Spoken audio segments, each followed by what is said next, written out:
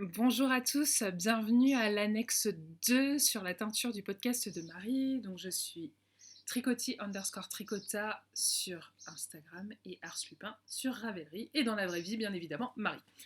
Donc aujourd'hui je vous introduis ce que je vais essayer de transformer en un mini vlog. Alors je ne vous garantis pas un truc de fou mais on va essayer. Je vous avais dit que je me mettrais la teinture et la première chose que j'ai voulu tester en teinture, ce sont les iris du jardin.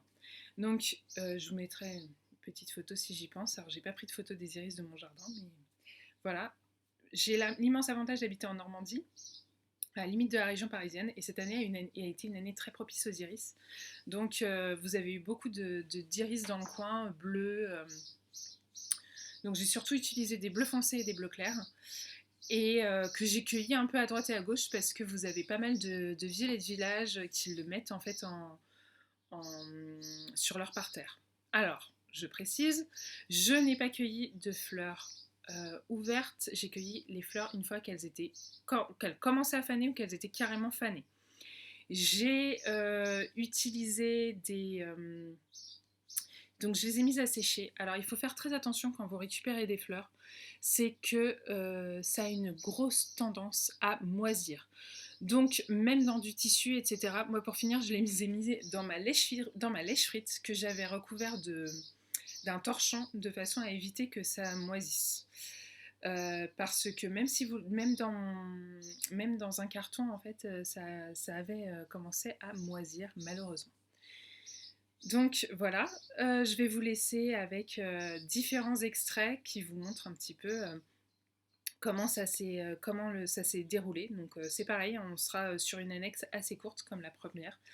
Mais j'espère que ce petit format vous plaît, même si on retournera au format podcast, gros podcast prochainement. Donc j'ai mis la marmite avec le tartre et la lin au soleil le temps que la lin se dissolve, a priori, se dissout, se dissolve. Bonne question.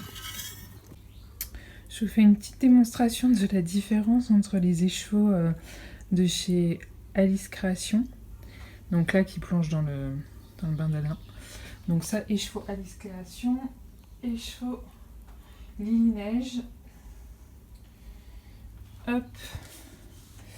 Vous voyez la grosse différence de préparation de l'écheveau.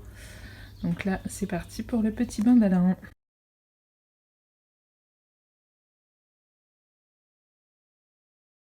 Alors en fait, ce qui est assez étonnant, c'est que après avoir mis les iris et les avoir mis dans de l'eau tiède, température ambiante, l'eau devient bleu turquoise. Donc c'est un très très beau bleu, c'est assez étonnant, mais ça ne dure pas.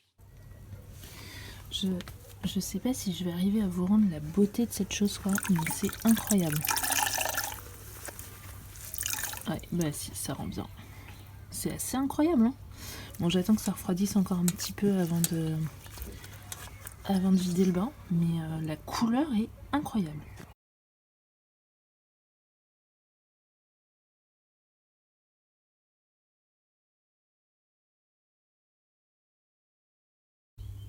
Alors aujourd'hui, je vous retrouve pour une petite tentative de teinture avec des pivoines qui sont assez foncées.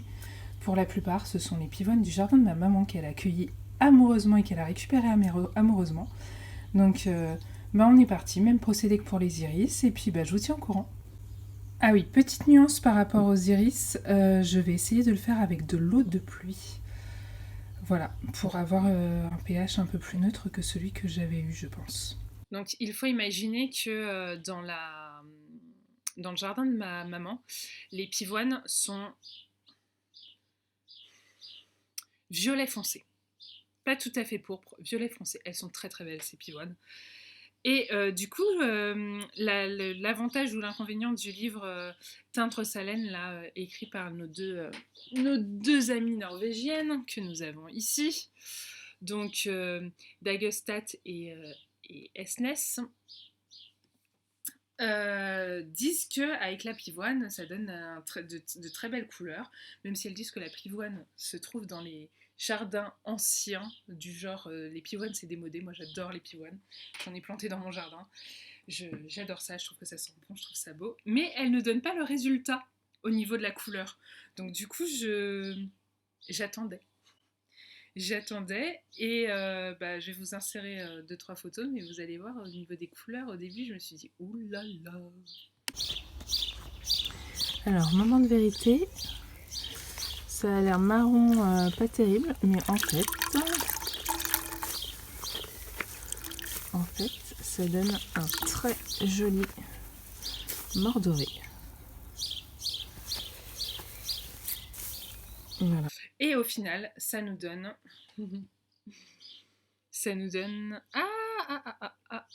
y a eu un moment. Oui, ça. Oui, c'est tout à fait ça. Ça donne un très joli brun mordancé. C'est très très beau. Et alors, par contre, la stupeur totale, c'est que mon écheveau ma couleur n'est pas solide. Pourtant, j'ai touillé et tout, je ne sais pas pourquoi la couleur n'est pas solide. Mais ça donne, ça donne un brun mordoré, hyper joli. J'attends de voir un petit peu comment ça va vieillir, parce que je me demande si je ne vais pas faire quelque chose de cette couleur-là, en refaire en fait, quelque chose de cette couleur-là pour ma maman. Et alors oui, les deux nanas là, les deux norvégiennes, elles donnent une super astuce que j'ai utilisée ici, je ne sais pas si vous allez voir la différence. En fait, elles disent qu'il faut lier les petits échauds. Donc, il est sec de cette semaine, hein, c'est pour ça que je ne l'ai pas encore transformé en échaud. Il faut lier les petits échauds avec d'autres laines. Donc, ici, je l'ai lié avec de la l'Aumonde. Ouais, l'Aumonde de chez BC Yarn, qui est de la laine. Qui est de la laine 100% laine aussi. Et en fait, ça donne pas tout à fait la même nuance au niveau de la couleur. Et du coup, c'est chouette parce qu'elles disent, comme ça, vous n'avez pas besoin de remettre un écheveau complet. Si vous préférez la petite couleur de votre lien, vous réutilisez la laine de votre lien. Et sinon, ça vous montre les différentes nuances. Et ça, je trouve que l'astuce est géniale. Voilà, écoutez, je vous laisse un petit peu sur ces entrefaits teinture à la fleur. Et puis, de toute façon, j'ai bien envie de tester d'autres choses. Et puis, vous allez avoir une vidéo qui va arriver sur la teinture à la laque. Et là, je pense faire une annexe complète parce que j'ai fait plein d'essais et que j'ai joué à l'apprenti chimiste. Et voilà. Et voilà. Écoutez, j'espère que ces petites vidéos annexes vont vous plaire. Et puis, je vous souhaite une très bonne journée. Et prenez soin de vous. À la prochaine.